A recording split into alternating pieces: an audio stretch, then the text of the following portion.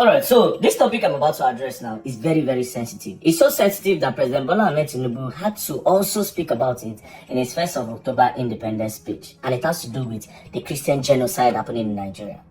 So it started, why President Bola Ahmed Tinubu addressed it is because of Ryan Garcia, an American boxer that posted this on his Instagram story, where he said the whole Christian population in Nigeria is getting wiped out. Now, after Ryan Garcia talked about it, a lot of journalists in the US started talking about it as well.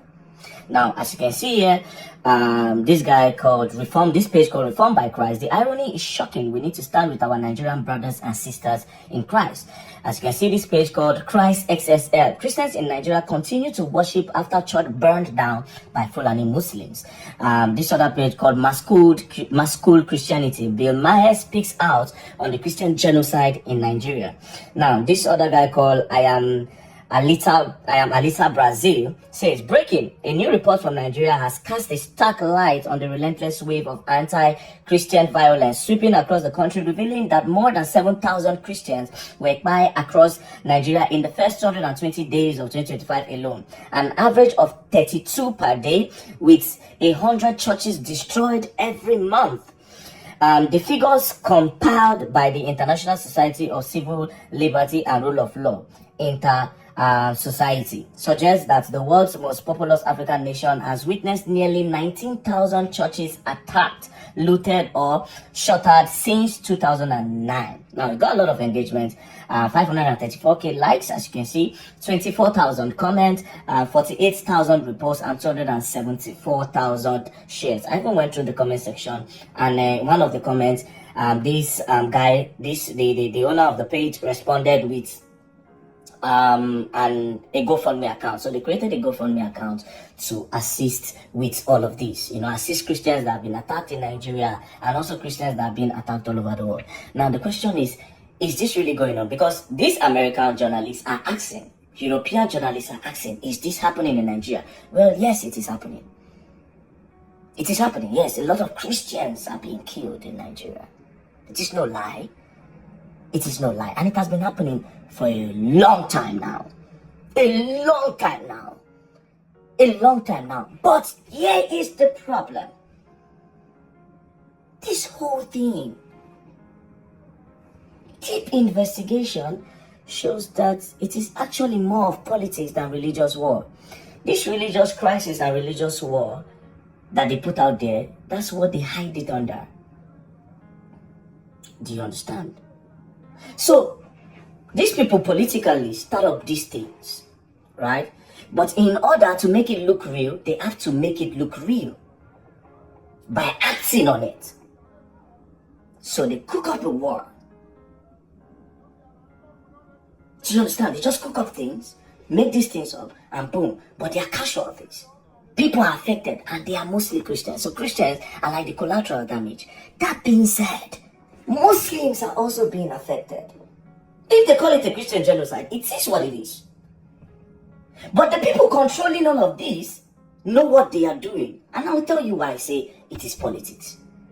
Do you understand? But sadly, the Christians are being affected more. It is no lie. They defy Christians. Because let's start with Jos. Plateau State have been suffering these attacks, getting victims, deaths, numbers for more than 15 years now, Plateau State. And this state is being occupied by 90% Christians and 10% Muslims. As a matter of fact, 2023, I saw this one with my eyes. This attack happened 22nd, 23rd, 24th, 25th, 26th on the Christians in Bokos that claimed lives. They burnt houses, they burnt people alive, they burnt people in their cars. Do you understand? I went there, I saw them, like this, the bones, everything. I picked one bone. I saw these things with my eyes. Not just that, recently, just this year, I went to Benue State. Benue State is another state. This whole thing has been happening for more than 15 years as well in Benue State. That's claimed thousands of lives in Benue State. The recent one, they burnt a lot of people inside their house. So yes, it's going on. I witnessed even go to Kaduna. Kaduna State again, the same thing. Boom, boom, boom, a lot of Christians. But guess what? The Muslims are also being affected. It's just that, them in the north, they don't really have the media. They don't do media. An average northerner don't even get phone. You get touchline phone where they sing big music. But the southerners, the easterners, the westerners, okay, yes, they don't open wide small. They are more educated because there's no education in the north. And this education that they don't have in the north, that is making me and you not to see what is happening in the north, is still the politics.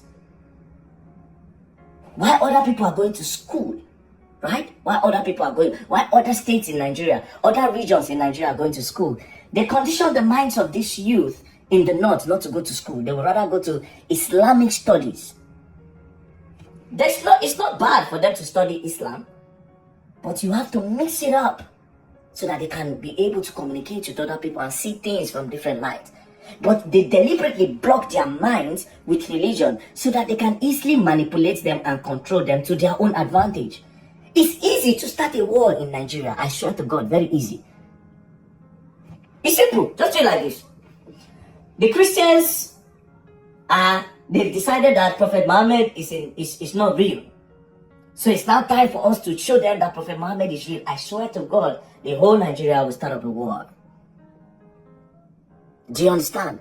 So this whole thing, politics. Some people are up there. There are some elites in the north and in Nigeria that are controlling all of this. But sadly, the Christians are more of the collateral damage because of this politics. The Christians are meant to fear the Muslims in Nigeria.